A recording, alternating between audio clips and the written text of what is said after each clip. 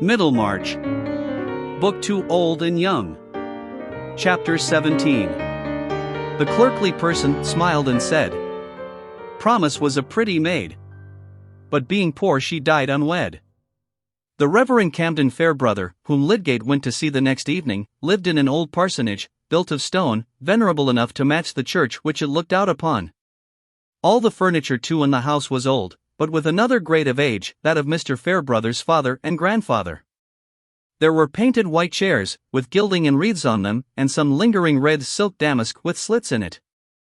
There were engraved portraits of Lord Chancellors and other celebrated lawyers of the last century, and there were old pier glasses to reflect them, as well as the little satinwood tables and the sofas resembling a prolongation of uneasy chairs, all standing in relief against the dark wainscot. This was the physiognomy of the drawing-room into which Lydgate was shown, and there were 3 ladies to receive him, who were also old-fashioned, and of a faded but genuine respectability: Mrs. Fairbrother, the vicar's white-haired mother, befrilled and kerchiefed with dainty cleanliness, upright, quick-eyed, and still under 70; Miss Noble, her sister, a tiny old lady of meeker aspect, with frills and kerchief decidedly more worn and mended; and Miss Winifred Fairbrother, the vicar's elder sister, well looking like himself, but nipped and subdued as single women are apt to be who spend their lives in uninterrupted subjection to their elders. Lydgate had not expected to see so quaint a group. Knowing simply that Mr. Fairbrother was a bachelor, he had thought of being ushered into a snuggery where the chief furniture would probably be books and collections of natural objects. The vicar himself seemed to wear rather a changed aspect, as most men do when acquaintances made elsewhere see them for the first time in their own homes, some indeed showing like an actor of genial parts disadvantageously cast for the curmudgeon in a new piece. This was not the case with Mr. Fairbrother. He seemed a trifle milder and more silent, the chief talker being his mother, while he only put in a good-humored moderating remark here and there. The old lady was evidently accustomed to tell her company what they ought to think, and to regard no subject as quite safe without her steering. She was afforded leisure for this function by having all her little wants attended to by Miss Winifred. Meanwhile tiny Miss Noble carried on her arm a small basket, into which she diverted a bit of sugar, which she had first dropped in her saucer as if by mistake, looking round furtively afterwards, and reverting to her teacup with a small innocent noise as of a tiny timid quadruped. Pray think no ill of Miss Noble.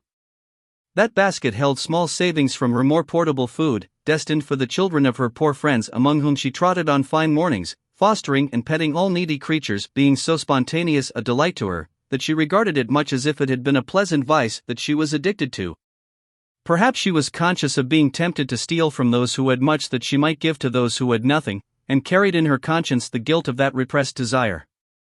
One must be poor to know the luxury of giving. Mrs. Fairbrother welcomed the guest with a lively formality and precision. She presently informed him that they were not often in want of medical aid in that house.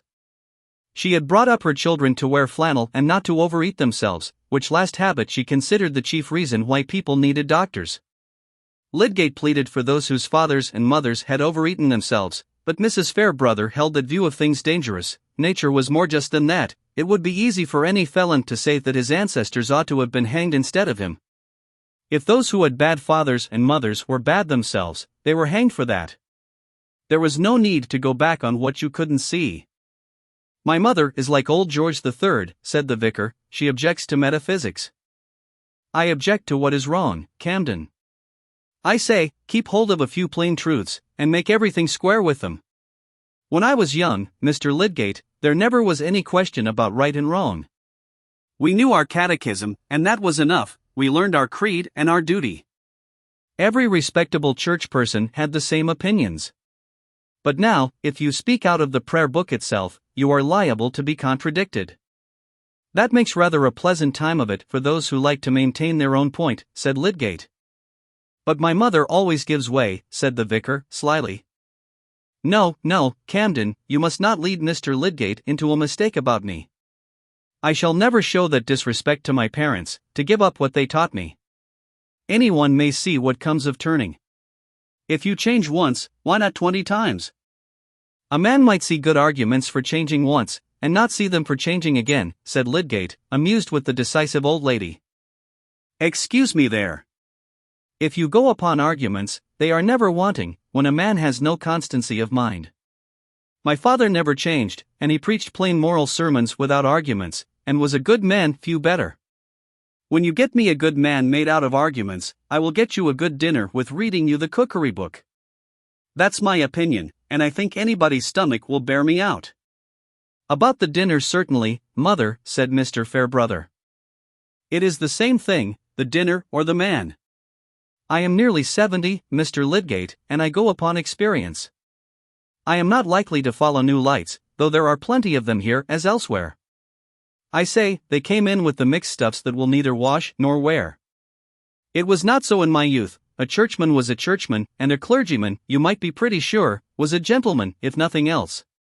But now he may be no better than a dissenter, and want to push aside my son on pretense of doctrine. But whoever may wish to push him aside, I am proud to say, Mr. Lydgate, that he will compare with any preacher in this kingdom, not to speak of this town, which is but a low standard to go by, at least, to my thinking, for I was born and bred at Exeter. A mother is never partial, said Mr. Fairbrother, smiling. What do you think Tyke's mother says about him? Ah, poor creature. What indeed, said Mrs. Fairbrother, her sharpness blunted for the moment by her confidence in maternal judgments.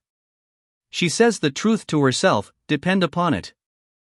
And what is the truth, said Lydgate. I am curious to know. Oh, nothing bad at all, said Mr. Fairbrother. He is a zealous fellow, not very learned, and not very wise, I think, because I don't agree with him. Why, Camden, said Miss Winifred, Griffin and his wife told me only today that Mr. Tyke said they should have no more coals if they came to hear you preach. Mrs. Fairbrother laid down her knitting, which she had resumed after her small allowance of tea and toast, and looked at her son as if to say, you hear that? Miss Noble said, oh, poor things. Poor things, in reference, probably, to the double loss of preaching and coal. But the vicar answered quietly. That is because they are not my parishioners.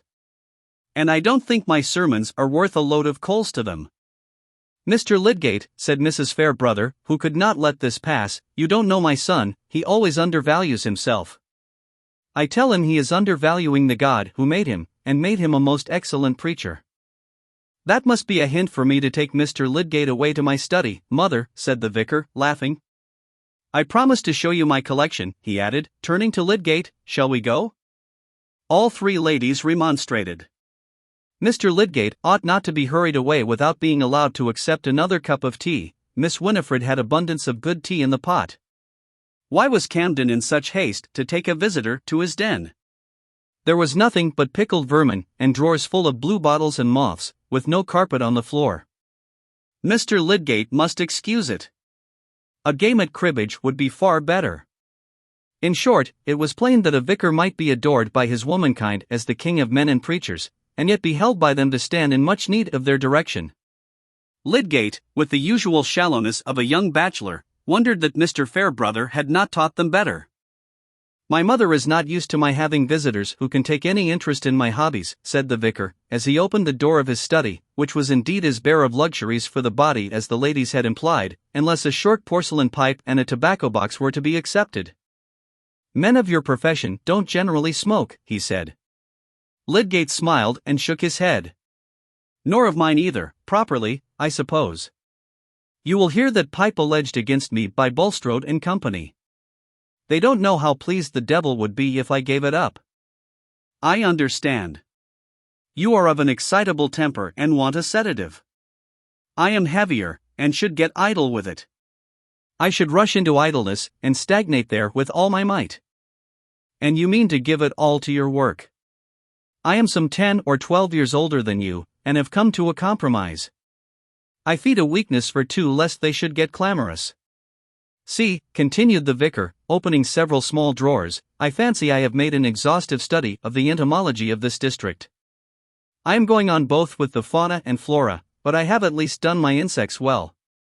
We are singularly rich in orthoptera, I don't know whether you have got hold of that glass jar, you were looking into that instead of my drawers. You don't really care about these things? Not by the side of this lovely anencephalous monster. I have never had time to give myself much to natural history. I was early bitten with an interest in structure, and it is what lies most directly in my profession. I have no hobby besides. I have the sea to swim in there. Ah! You are a happy fellow, said Mr. Fairbrother, turning on his heel and beginning to fill his pipe. You don't know what it is to want spiritual tobacco, bad emendations of old texts, or small items about a variety of aphis brassicae, with the well-known signature of Philomicron, for the Twaddler's Magazine, or a learned treatise on the entomology of the Pentateuch, including all the insects not mentioned, but probably met with by the Israelites in their passage through the desert, with a monograph on the ant, as treated by Solomon, showing the harmony of the book of Proverbs with the results of modern research. You don't mind my fumigating you? Lydgate was more surprised at the openness of this talk than at its implied meaning that the vicar felt himself not altogether in the right vocation. The neat fitting up of drawers and shelves, and the bookcase filled with expensive illustrated books on natural history, made him think again of the winnings at cards and their destination.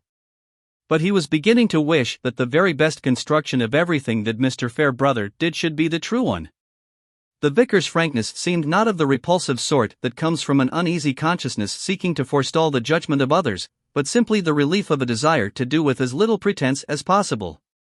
Apparently he was not without a sense that his freedom of speech might seem premature, for he presently said, I have not yet told you that I have the advantage of you, Mr. Lydgate, and know you better than you know me.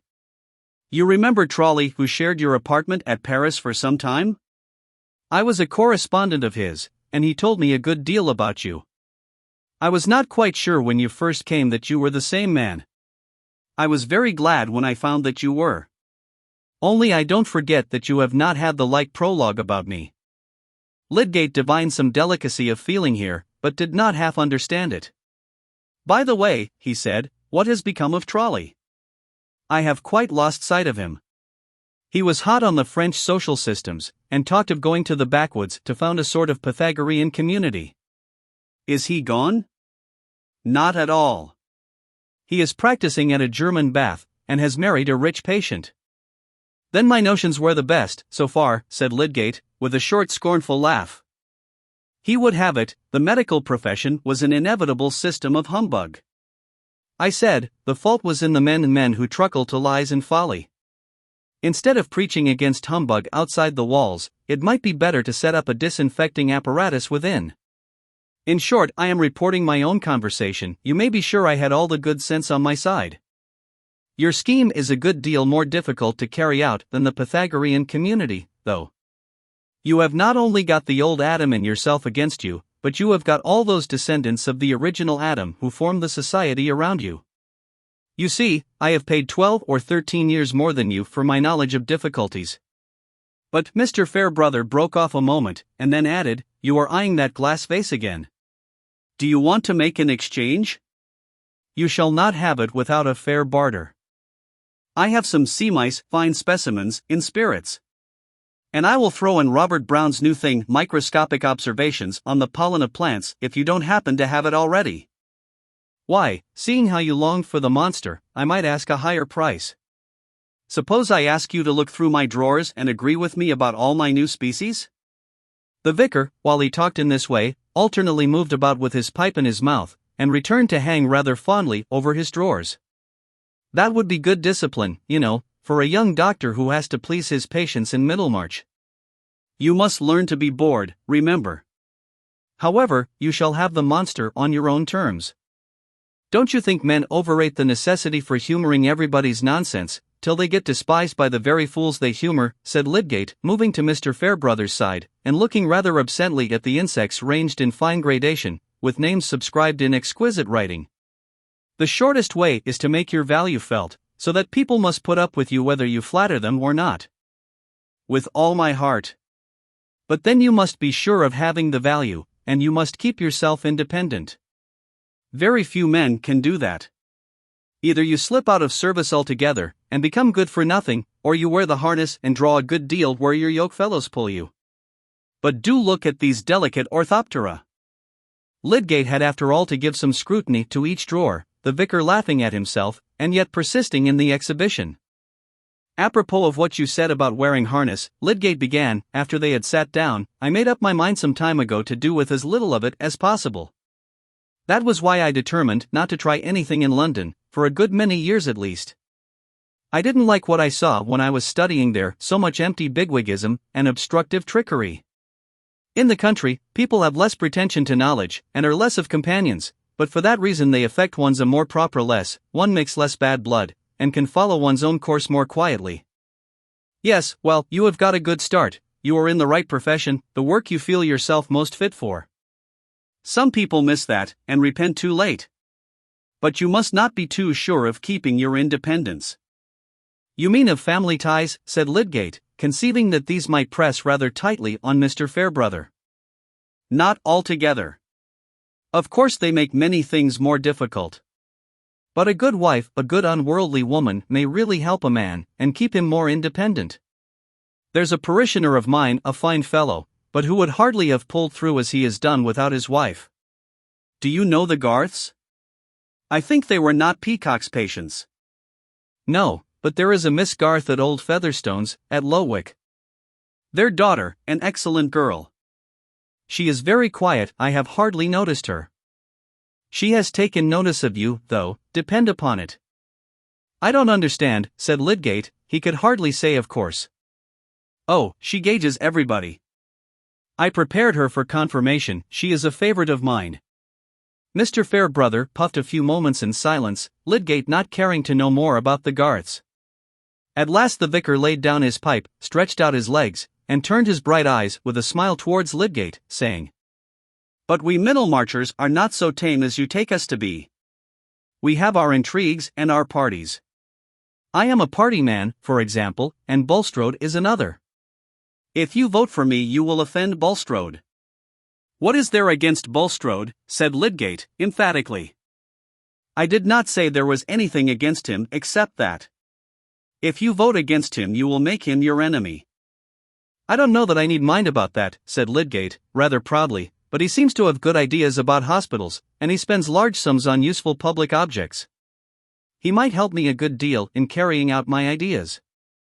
As to his religious notions, why, as Voltaire said, incantations will destroy a flock of sheep if administered with a certain quantity of arsenic. I look for the man who will bring the arsenic, and don't mind about his incantations. Very good. But then you must not offend your arsenic man. You will not offend me, you know, said Mr. Fairbrother, quite unaffectedly. I don't translate my own convenience into other people's duties. I am opposed to Bulstrode in many ways. I don't like the set he belongs to, they are a narrow ignorant set, and do more to make their neighbors uncomfortable than to make them better. Their system is a sort of worldly spiritual cliquism, they really look on the rest of mankind as a doomed carcass which is to nourish them for heaven. But, he added, smilingly, I don't say that Bulstrode's new hospital is a bad thing, and as to his wanting to oust me from the old one, why, if he thinks me a mischievous fellow, he is only returning a compliment. And I am not a model clergyman, only a decent makeshift. Lydgate was not at all sure that the vicar maligned himself. A model clergyman, like a model doctor, ought to think his own profession the finest in the world, and take all knowledge as mere nourishment to his moral pathology and therapeutics. He only said, What reason does Bulstrode give for superseding you? That I don't teach his opinions, which he calls spiritual religion, and that I have no time to spare. Both statements are true. But then I could make time, and I should be glad of the £40. That is the plain fact of the case. But let us dismiss it. I only wanted to tell you that if you vote for your arsenic man, you are not to cut me in consequence. I can't spare you. You are a sort of circumnavigator come to settle among us, and will keep up my belief in the antipodes. Now tell me all about them in Paris.